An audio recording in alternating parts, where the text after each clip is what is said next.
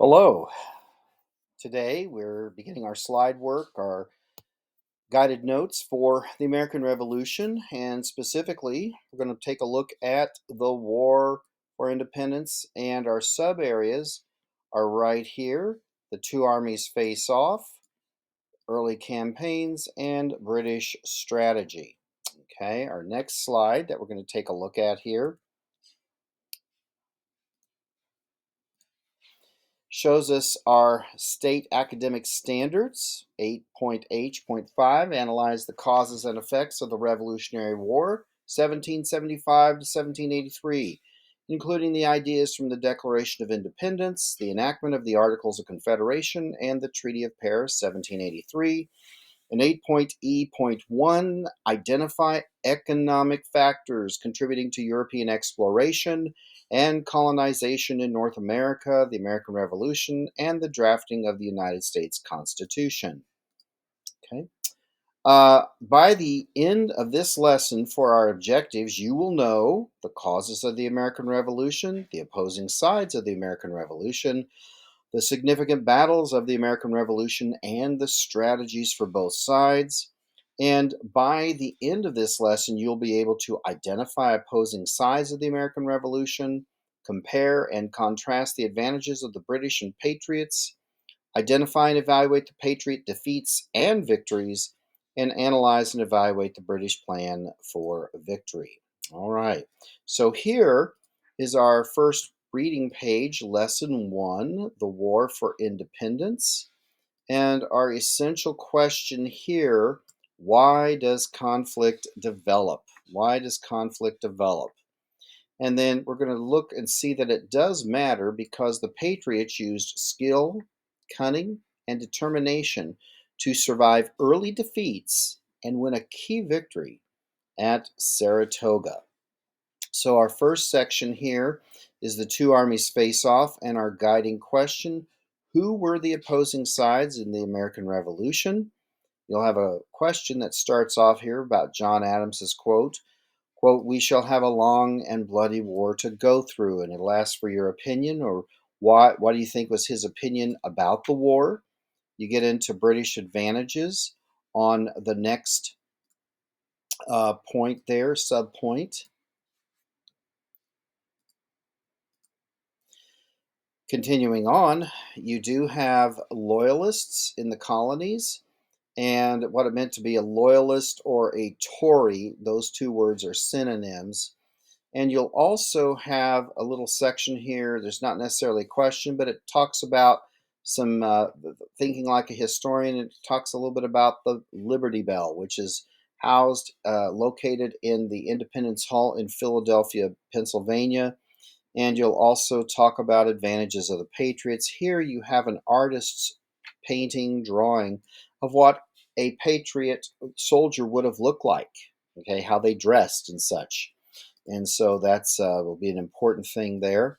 Also down here at the bottom, you'll notice that the vocabulary words here, word parts, which I've placed in your notes about the ending ist means one who is added, one who is. And then this would talk about the word loyalist. That's one who is loyal. That goes back up to here and such. So I just wanted to draw your attention. I have placed that information in your notes for your vocabulary pyramids. And so I just wanted to make sure you understand that and get that. Down here, you will notice you have your vocabulary words. You really have very few this time around. You got 4 of them. You have mercenary, recruit, transfer, and previous. 3 of them are on this page. There's mercenary, there's transfer, and then there is recruit.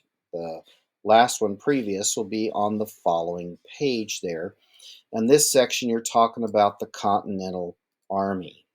Okay, continuing on here.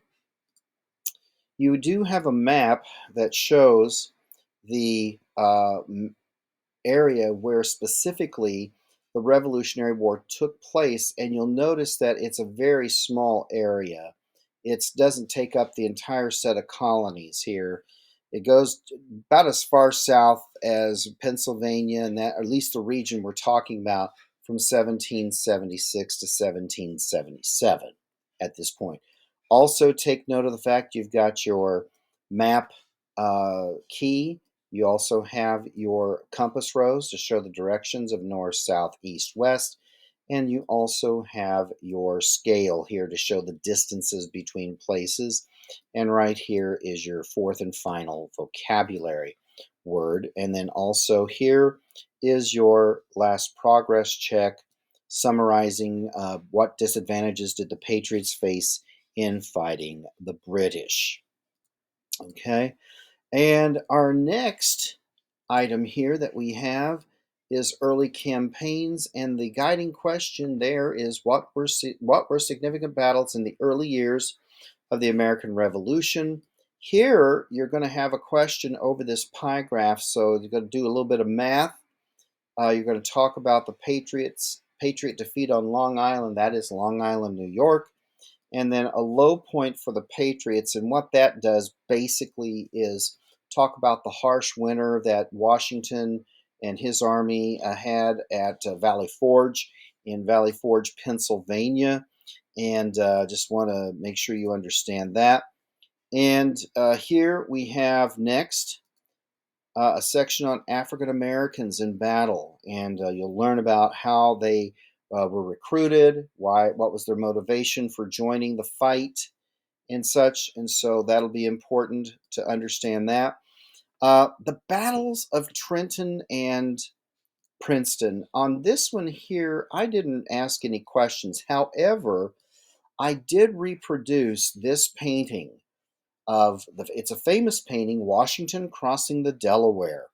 And I reproduced it in your notes and put some basic historical background information about the painting itself, what it symbolized, but also how it was historically inaccurate, and you'll read about that. And here you have your progress check explaining why was the winter of 1776-77 significant. Okay, you'll have those. Your your third sub area is British strategy, and the guiding question, of course, here is what was the British plan for victory, or was the British plan for victory successful? Okay, you'll be having that and doing that information, and you'll talk about here the British capture Philadelphia and the Battle of Saratoga, which will be a very important battle for the Patriots. That is Saratoga is located in New York State, and you have your final progress check here, analyzing why did Howe's Philadelphia victory lead to defeat at Saratoga. And right here I have several of the visuals just as a visual summary that were used in the actual slides themselves. And this brings us to our last slide. If you have any questions, please feel free to ask me. I'm always happy to assist and help you or guide you in the right direction. Let's make sure we're answering our questions thoroughly. And if you're ever coming up on a question that's just stumping you and you just can't figure it out, that's what I'm here for. So please ask me, and I'll be happy to assist you. Thank you very kindly, and have a wonderful day.